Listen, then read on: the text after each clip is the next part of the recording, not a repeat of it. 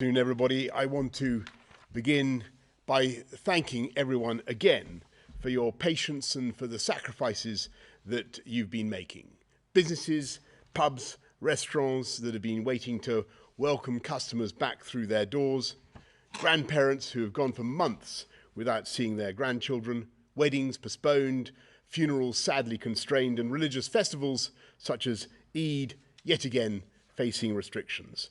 And I want to thank you particularly because your efforts have so visibly paid off, giving us the time to vaccinate more than 2/3 of all adults across the UK, with more than 1/3, nearly 18 million people, also receiving their second dose, and thereby unquestionably saving many lives.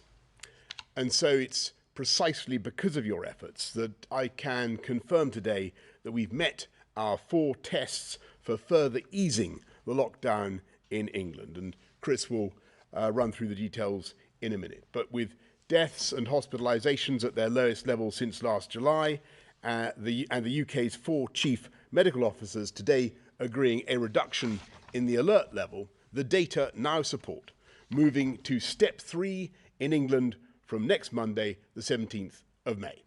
This means the rule of 6 or 2 households that has applied outdoors will now apply indoors, and the limit for outdoor meetings will increase to 30. From next Monday, you'll be able to sit inside a pub and inside a restaurant. You'll be able to go to the cinema, and children will be able to use indoor play areas. We're reopening hostels, hotels, B&Bs. We'll reopen the doors to our theatres, concert halls, and business conference centres. We'll unlock the turnstiles of our sports stadia subject to capacity limits, and from next week, everyone will be able to travel within Britain and stay overnight, meaning schools will also be able to organise trips with overnight stays.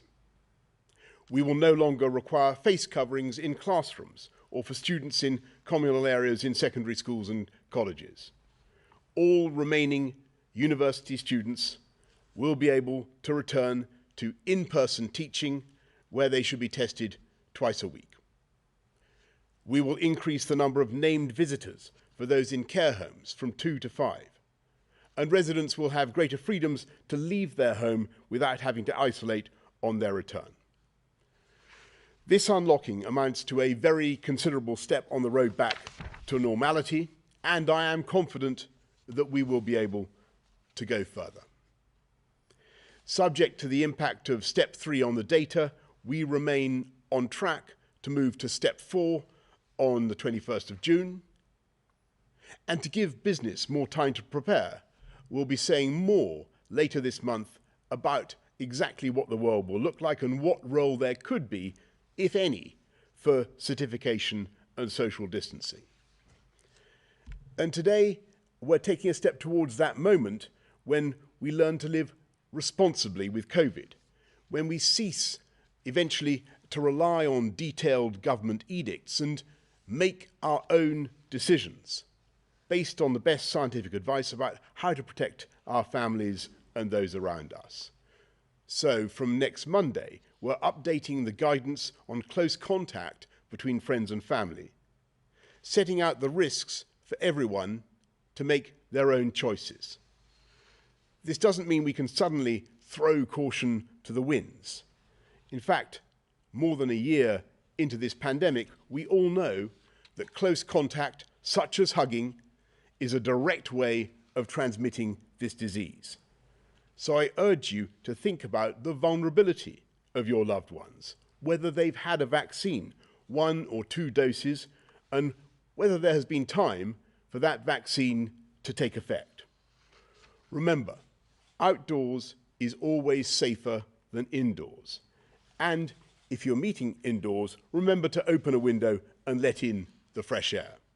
Keep getting tested regularly, even if you don't have symptoms, so you don't spread the virus without knowing it. And whatever you decide, I must ask you to continue to follow social distancing when not with friends and family, including in workplaces, shops, pubs, restaurants, and other settings. we only have to look at the very sad situation in other countries to see the lethal potential still of this virus, and we must continue to fight the spread of variants here in the UK. While we have no evidence yet to believe that these variants are completely vaccine resistant, we must remain vigilant. So, please remember, hands, face, space, and fresh air. And as we mark Mental Health Awareness Week, perhaps also take a moment to check in on friends and family and see how they are doing after all that we have been through together. Or, if you're struggling yourself, get the support that you need.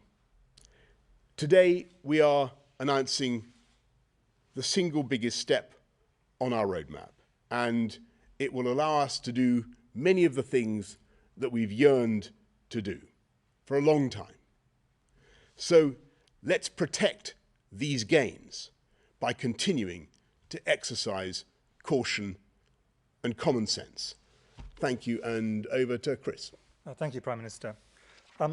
The ministers actually set out 4 tests for moving between the stages, and I'd just like to lay out the data behind each of these tests. First slide, please. So the first test was that the vaccine deployment programme continues successfully. And I think it's very clear to everybody in the UK that this has been very successful.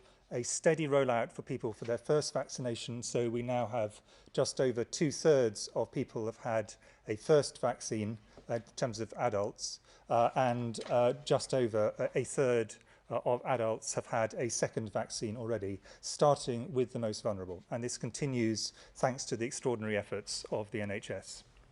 Next slide, please. The second test was that evidence continues to show that vaccines are sufficiently effective at reducing hospitalizations and deaths in those vaccinated. There were original trial data. We now have very clear data from real-world settings, and some of that was published, further data was published by Public Health England today. And this shows that there is somewhere between a 55 and 70% reduction in terms of symptomatic disease for people who've had a first vaccine, around a 75 to 85% reduction in terms of hospitalization, and around a 75 to 80% reduction in the chance of someone dying after they've had the first vaccine. We also have data, particularly from the Pfizer vaccine. It's accumulating for AZ, which we started to roll out slightly later, demonstrating that the second dose significantly further increases the protection, so that over 90% and possibly over 95% of people, protection for people from death if they have that vaccine. So this is undoubtedly, this test has been met. Next slide, please. There is, however, an important point to make on this, and that is that we know that the mortality, the chance of dying, and the chance of having severe disease is much more weighted towards people who are older or have pre-existing health conditions. And on the left-hand side of this graph, what we have is over the period of this pandemic, the total number of people who have sadly died of COVID in England. And what you can see is the red line demonstrates the age group to which we've got. So the majority of people in every age band over the age of 40 have now had a first vaccine, and a significant proportion of those at the top end of this have had a second booster dose. And they have got a lot of protection, but remembering this protection is not 100%. But on the right, what you see is the total number of people who actually have cases of COVID.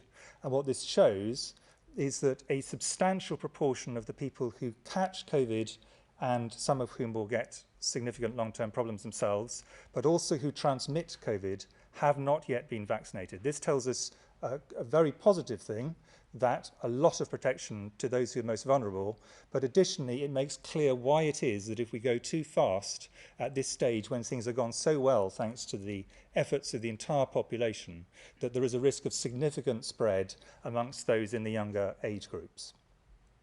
Next slide, please. The third test is that infection rates do not risk a surge in hospitalisations that would put unsustainable pressure on the NHS.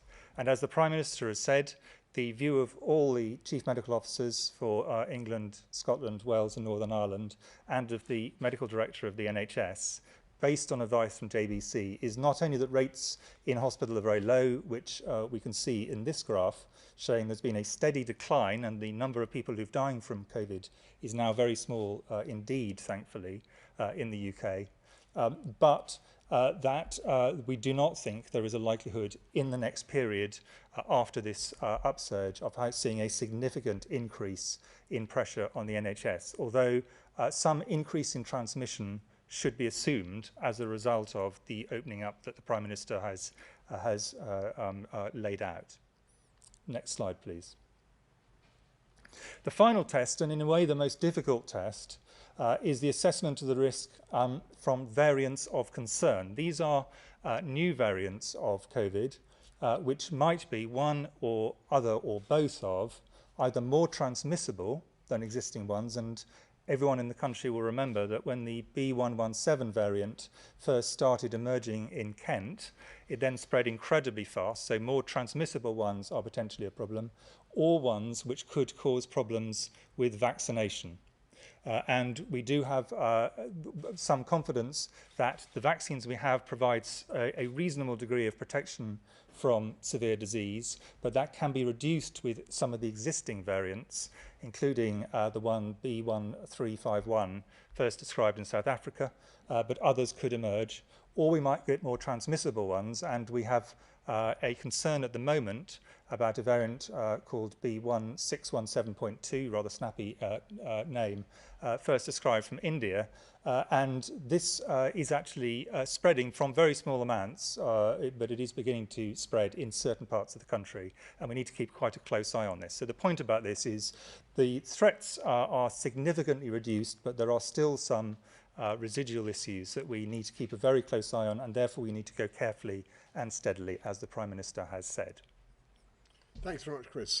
Patrick, anything to add at this stage? Then let's go to members of the public. Anne from York. What proportion of recent daily infections is found to come from variants of concern other than the Kent variant? Chris, I think I'm going to pass that one to you. Yes, the numbers in terms of actually how many there were in the last slide, so I think people may want to look at the exact numbers.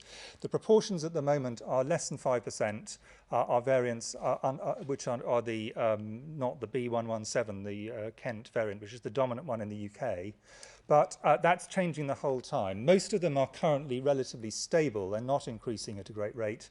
The one that is slightly concerning us in terms of increasing as a proportion is the variant which has been described from India, and that is in certain parts of the UK, and that does appear to be increasing, but from very low levels over the last 2 weeks. Thanks very much, Anne. Thank you, Chris. Francis from Lincoln.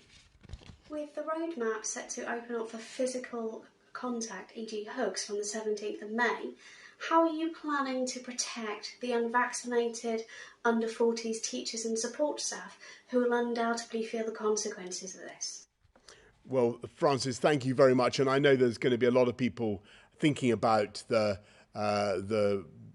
guidance on hugging and how, if at all, they should respond. And I would say that people, as I said in my earlier remarks, people should obviously you should do it if you think it's appropriate, if you think the risks are very, very low, but you should exercise care and common sense. And clearly, with unvaccinated people, there must be a greater risk of transmission than with those who have had vaccination. But there again, don't forget, Francis, that even with 2 doses of the vaccine, although you will be at much less risk of death or of hospitalisation, there is still a risk of transmission, even though it's greatly reduced. So basically, Francis, it's up to all of us to exercise common sense and caution in the way we do it.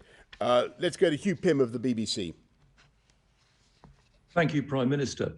Is it possible that you might even bring forward the June the 21st date for the final stage of the roadmap and the lifting of all legal restrictions, or will you definitely stick to that as the earliest possible time? Hugh, I think it's very important that we should proceed cautiously, but as I've said many times now, hopefully irreversibly. And the secret of the success that we've had so far, I think, has been that we have been guided by the data, and we've given time to see the effect of each successive stage on the roadmap. So from March the 6th to April the 12th, and then from April the 12th to May the 17th, and then on to June the 21st, we've given ourselves a breathing space. What's happening today, or what's happening on Monday the 17th, everybody should understand, is a very considerable unlocking. And there will be a lot of extra movement, a lot of extra contact. That's just inevitable from what's happened. We think we can do it, but it's got to be done in a way that's cautious. And I think we'll want to have time to see the effects. You've heard what Chris has said about the presence of the Indian variant and other variants. We've just got to monitor these things as we go along. And I think what business would want to see getting ready for the 21st is as much certainty about that as possible, and that's what we aim to deliver. Thank you very much, Hugh. Romilly Weeks of ITV. Prime Minister, now you're telling people to use their own judgment on hugging. Given that it is a significant factor in the spread of COVID, are you expecting people to be extremely cautious about who and how often they hug? If I can also ask who you're looking forward to hugging. And last week you said there was a good chance we could scrap social distancing rules altogether after June the 21st. The scientists doing the modelling suggest we have no idea what will happen if that is done. Would that really be a wise move in that case? Thanks very much, Romilly. Well, I just repeat what I said. I think, and whoever I hug, I can assure you it will be done with caution and restraint. I'm not going to act it out now, but I think we all know what we mean. It's about basic common sense. And when it comes to social distancing from June the 21st, I look at the data very carefully, and I think at the moment it looks to me as though we may be able to dispense with the 1 metre plus rule. That's not yet decided. It's not yet clear. We'll have to wait and see. But it's by being prudent and being cautious that we've been able to make the progress that we have. As I say, we'll be saying more to everybody, more to business, to give everybody as much clarity as we can about how they should prepare by the end of this month, getting ready for June the 21st.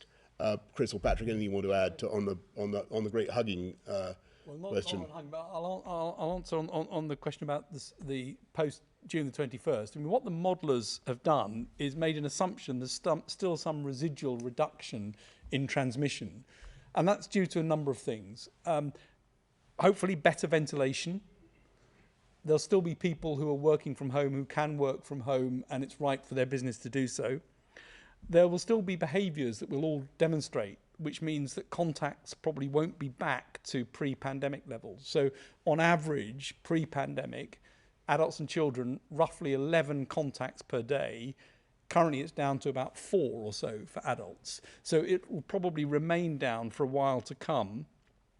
It's important that we continue to isolate if positive or with symptoms. That's really, really important to reduce the number of people out in circulation who are potentially able to pass the virus on. And then, there may be other things as well required in certain circumstances. And it may be, as winter comes and if rates went up again, things like face coverings on transport might be necessary, but it's that first tranche of things, that first group of things that are really important in terms of keeping down the levels, and those aren't big impositions on any of us. They're A, what we're going to do probably in terms of how we interact with each other, and B, things like the ventilation, the ability to still stay working from home if it's appropriate to do so. Thanks very much, Romilly. Tom Newton-Dunn, Times Radio. Thank you, Prime Minister. Question to all three of you, if I may. On working from home, I know you're going to give business time to prepare, you said that, but so that they can start to think about it now, is working from home going to go as terms of guidance on June the 21st, or should people be thinking about that continuing through the summer, through the autumn, potentially even through Christmas? And Prime Minister, you won't say who you'll hug first, but who will you shake hands with first? And when are you going to start shaking hands again? You won't want to last to stop shaking hands, maybe. Who are you going to shake hands with when you're allowed to, and when will that be? Tom, on all that, we're going to be giving, as I said, I mean, I don't want to be I don't. Your question's a very good one, but I think we're going to wait and give you more detail and more guidance about exactly what we mean by the end of social distancing later this month. I'm optimistic that things will get back much closer to normality. Let me put it like that. But clearly, people are going to continue to want to exercise their own judgment, their own discretion for a long while to come. You'll hear a lot more by the end of this month about exactly what the world after June the 21st is going to look like. At the moment, I'm feeling very positive about it, but we've got to be guided by the data. Anything to add on that? Thank you very much. Jason Groves, Daily Mail. Hi, thanks, Prime Minister. Can I ask the scientists, given the excellent data we're getting on the success of the vaccines, could this now potentially be the last lockdown that we see, barring the emergence of any terrible new variant? And Prime Minister, can I just pick you up on that last point? You've said in the past that you would like to see people back at their desks at the end of all this. Is that how you see the future? Do you think people can work as effectively there, or is working from home got a big part to play in the future still? Last lockdown, Chris Patrick. Well, I mean, as the Prime Minister said, this is a big step that's being taken now. The step 3, lots of things are starting up again. Over the next month, there'll be many more people vaccinated. So the balance is between opening up and getting enough people vaccinated to be protected. So it's important that we don't get out of step with that and go ahead of ourselves. I think things are really pointed in the right direction. We'll have a much clearer idea of the effects of step 3 in mid-June, so we'll know what effect that's had. But everything is pointed in the direction that the vaccines are producing very effective reduction in hospitalizations and death, as Chris has said. We know that they're also reducing onward transmission. All of that points to this now being a much smoother path. It points to a lower increase than you might otherwise have expected with another wave. And things, if they carry on without variants, are definitely pointed in the right direction. Yeah, and Jason, on your point about what's the world going to look like? Are people going to get back to work? Do we want people to get back to work? Well, I just remember when I was running TfL, I think I made this point before, observing a sort of paradox of transport, which is that the more people can communicate remotely with brilliant electronic devices, the more able they are to meet other people over the internet or through the ether, the more reasons they actually find to meet face to face. And I'm pretty certain, and I know this is contested, but I'm pretty certain that eventually our town centres are going to be, our city centres are going to be full of bustle, full of people wanting to interact again in the way that they always have done. Now, I might be mistaken in that belief, but I've a long experience of watching the way great metropolises operate. Leads me to suppose that is what will happen. Seb Payne of the Financial Times. Thank you very much, Prime Minister. What you've announced today suggests that the pandemic is beginning to become under control and we may be past the worst of the crisis. Where do you think it would be reasonable and not irresponsible then for Scotland to hold a second independence referendum? And for Professor Whitty, your slide showed that the number of cases of the Indian variant have doubled in the last week. Are you at all concerned this could destabilise the lockdown easing plans and could lead to a further lockdown in the autumn? Well, Seb, on your first point, I had good conversations with all the heads of the devolved administrations, and I can tell you everybody was resolved that the number one priority for the whole of the UK was to build back better, come out of the coronavirus pandemic and build back better together. On the Indian variant, I mean, in fact, there are currently 3 Indian variants, but the one that we're worried about at the moment in the UK is the 617.2. It has gone up very sharply, and I think that's a reason for us to be very careful about it. And there's a lot of work being done by Public Health England to try and delineate where it is and to work out ways by testing and isolation we can get that on top of get on top of the curve of that. India has also gone into the red list, which means that new people coming in would have been significantly reduced.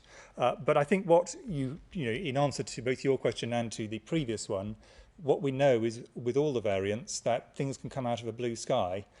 You're not expecting it, and then something happened. That happened obviously with the B117, and that has happened to India with this variant as well. So I think it would be very imprudent to say it is impossible.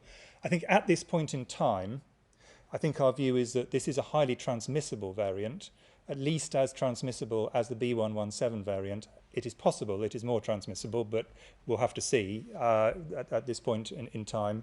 At this point in time, our view is it is less likely to be able to escape vaccination than some of the other variants, particularly the South African one, but the data are not properly in there. So I think it is, you know, we need to be cautious until we've seen clear data that give us an answer one way or the other. The reason I've given that as a relatively technical answer is, of course, we don't know whether this is going to cause significant problems in the autumn.